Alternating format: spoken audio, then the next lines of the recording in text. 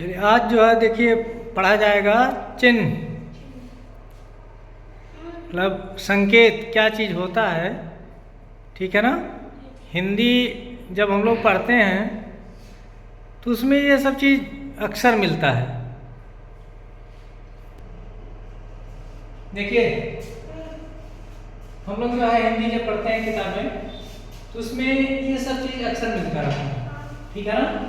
तो हमको ये नहीं जानकारी हो पाता है कि कौन सा चिन्ह है, संकेत में लिखा रहता है उसका हिंदी हम लोग नहीं जानते। ठीक है ना। कोई वाक्य जब जैसे पढ़ते हैं तो वाक्य जब समाप्त हो जाता है तो एक ऐसे खड़ी पाई रहता है। ठीक है ना। वो उसको क्या कहते हैं, फुल स्टॉप मतलब पूर्ण विराम।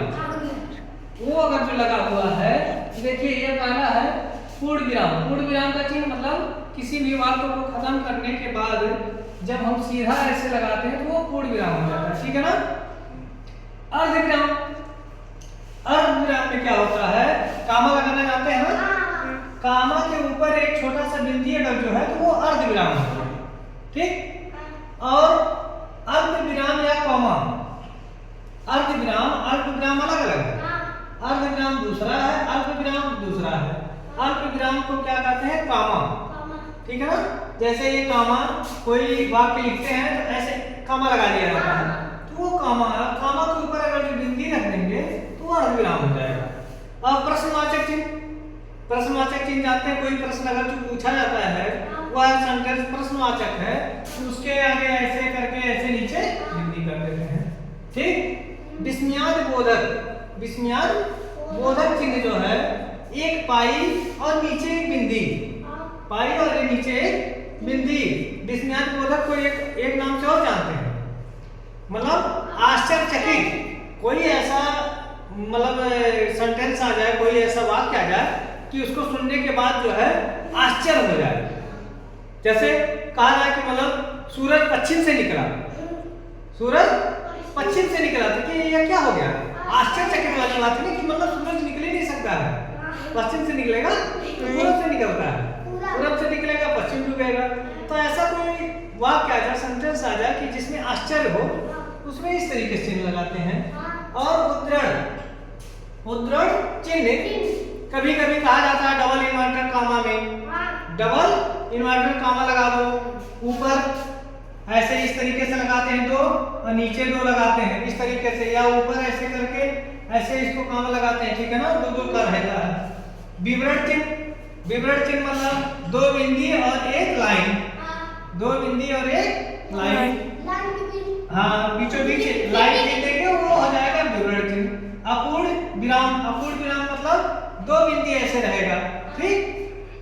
योजक चिन्ह, योजक चिन्ह मतलब कोई ऐसा शब्द रहता है, दो शब्द रहता है, दो शब्द के बीच में लगाते हैं। जैसे दिन और रात, दिन और रात, माता पिता भाई बहन ऐसे करके बीच में लगाने देते हैं, वही चीज है।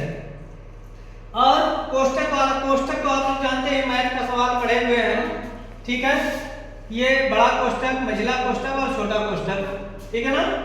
कोष्टक का चिन्ह ये है तुल, तुल्य, तुल्यता सूचक चिन्ह, तुल्यता सूचक चिन्ह मतलब बराबर का चिन्ह जो लगाते हैं कि दो चीजों में तुलना किया जाता है, दो चीजों में तुलना करने के लिए बराबर के चिन्ह लगाया जाता है। ठीक है ना। ये हो गया। लाघव चिन्ह, लाघव चिन्ह मतलब जहां पे इसे गोला एक गोली बना हो, बिंदी रखा हो, लाघव चिन्ह है। रेखांकन चिन्ह, रेखांकन चिन्ह मतलब किसी भी जैसे संकेत लिखे इसके नीचे से एक लाइन ऐसे खींच दे तो वो रेखांकित हो जाता है। कोई वर्ड पढ़ते देखिए सर जी पढ़ते हैं तो वो पढ़ते पढ़ते जाते हैं तो उनके नीचे से लाइन खींचते जाते हैं, अंडरलाइन कर देते हैं, वही करते हैं, वो है रेखांकन चिन्ह है। और लोप चिन्ह, लोप चिन्ह देखिए ऐसे डैश डैश डैश डैश बना है, प्लस प्लस प्लस प्लस बना है तो वो लोप चिन्ह हो गया। ठीक।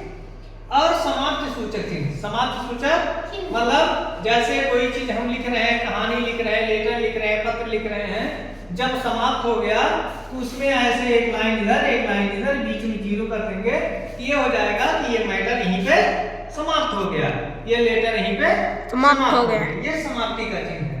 ये चीज जानना बहुत जरूरी है और इसको याद भी कर लेना सब लोग कि कौन सा चिन्ह कैसे लिखा जाता है, क्योंकि ये चीज परीक्षा में हमेशा आता रहता है।